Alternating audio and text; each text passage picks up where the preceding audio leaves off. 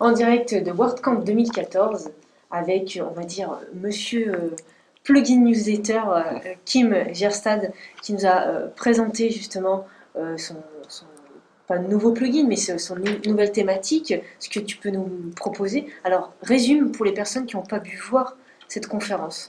Donc, en fait, je présentais un peu l'historique de comment on a développé notre plugin et surtout d'un point de vue business.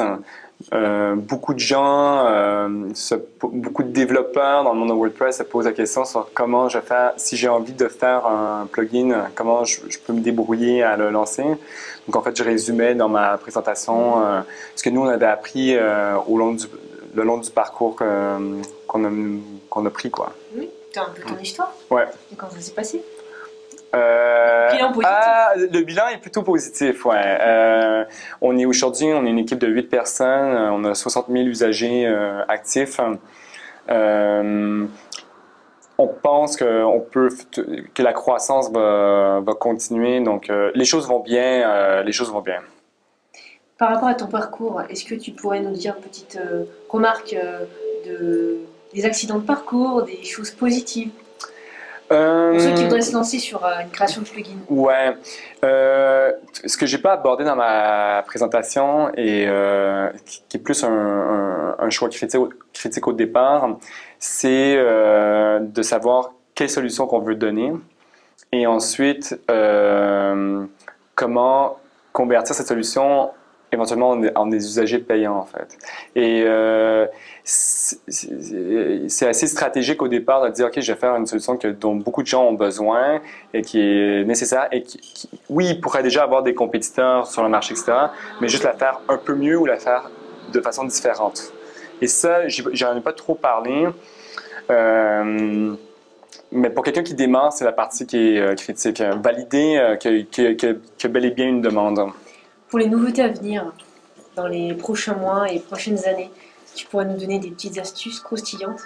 Nous, on répond encore à une niche. Et c'est des gens qui arrivent à se débrouiller à la configuration, etc.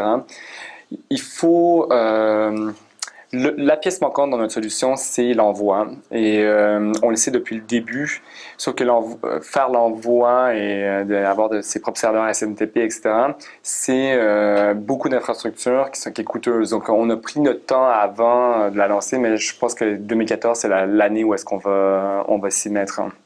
Ça va propulser en 2014.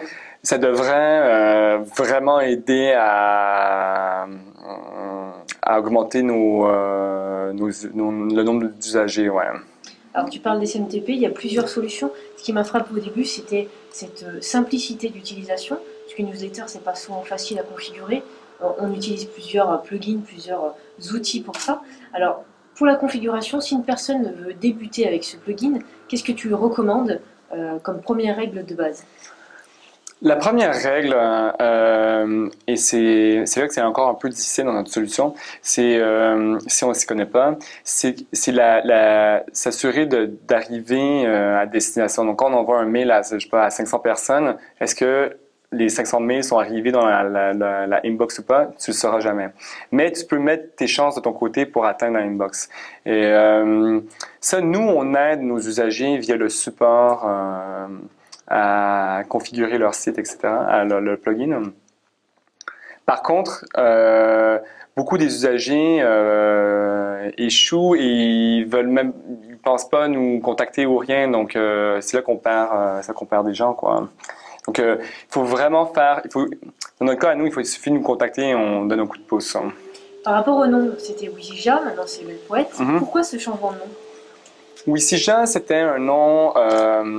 Ça s'est avéré juste trop compliqué à épeler, à prononcer, à tout en fait. En fait, Wisija, c'était un bon exemple d'un mauvais nom, mais qui nous tenait à cœur. Qui a marché. Qui a marché. Donc, c'est possible de démarrer une solution avec un nom qui est difficile. Mais on voulait, après avoir eu tellement de feedback sur la difficulté du nom, on s'est dit qu'on va le changer. Et le changement s'est plutôt bien passé. On n'a pas perdu d'usagers, on n'a pas perdu de vente. Et cette idée-là, comment elle est sortie? C'est un mélange de plusieurs mots. De MailPoet ou Oui, de... les deux d'ailleurs. Ben, Wisija, c'était What You Send is Just Awesome. Et c'était très geek en fait. Et donc, mais nous, ça nous plaisait, on était des geeks au départ. MailPoet, ça a été plus, on voulait un nom que les Américains puissent adopter et qui était plus simple en 2 ou 3 syllabes et dont le nom de domaine était disponible. Donc, et que tous les partenaires de la boîte aiment comme nom. Donc, même MailPoet n'a pas plu à certains d'entre eux, donc ça a été, mais il fallait le faire et on l'a fait. Et au bout du compte, un nom, ça change pas, c'est pas le nom qui définit une boîte. Hein. Ça l'aide, mais les gens auraient pu ne pas plus vous suivre en tout cas ouais, par rapport à ça. Ouais, on a eu cette crainte-là, mais ça s'est confirmé que non.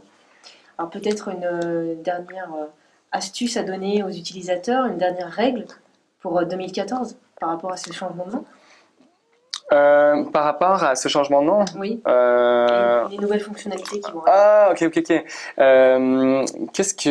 Non, je pense qu'au-delà de la solution, au-delà d'une solution, que ce soit avec nous, un autre plugin de mailing ou même Mailchimp, c'est juste, il faut retourner à la base, c'est qu'une bonne stratégie mail est critique au succès d'un site ou etc.